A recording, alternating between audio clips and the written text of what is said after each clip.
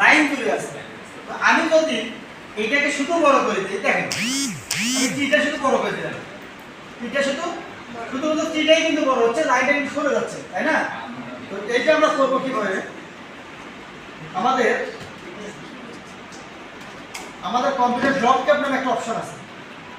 আমি যদি মনে করি যে আমি এই ওয়ার্ডটা এই 5 লাইন বরাবর 5 লাইন মিলে টিটা হবে, বা 3 লাইন মিলে টিটা হবে, বা 2 লাইন মিলে টিটা হবে, তখন আমাদের সেই অপশনটা চাইতে হবে। সেটা হচ্ছে ইনসার্টে ক্লিক করবেন। আপনারা ইনসার্টে দেখেন, ইনসার্টে ক্লিক করবেন। ইনসার্টে ক্লিক করার পর এখানে ড্রপ ক্যাপ নামে একটা অপশন আছে, এখানে ক্লিক করবেন।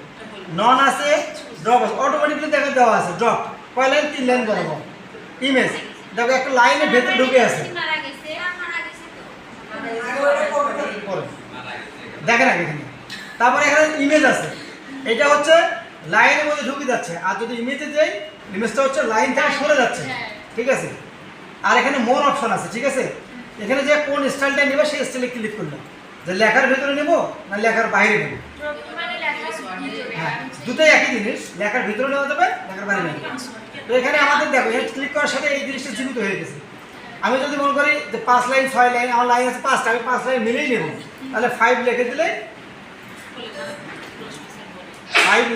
এখানে দেখো 5 লাইন বরাবর কি হয়ে গেছে আমার। শুধুমাত্র কিন্তু অক্ষরটা বড় হয়নি, পুরো লাইন জুড়ে আমার এই টিটা হয়েছে, পুরো লাইন জুড়ে আমার। আপনারা উপন্যাসে পাবেন, কবিতায় পাবেন, বিভিন্ন গল্পে বইয়ের মধ্যে দেখবেন যে এইরকম আছে। ওকে।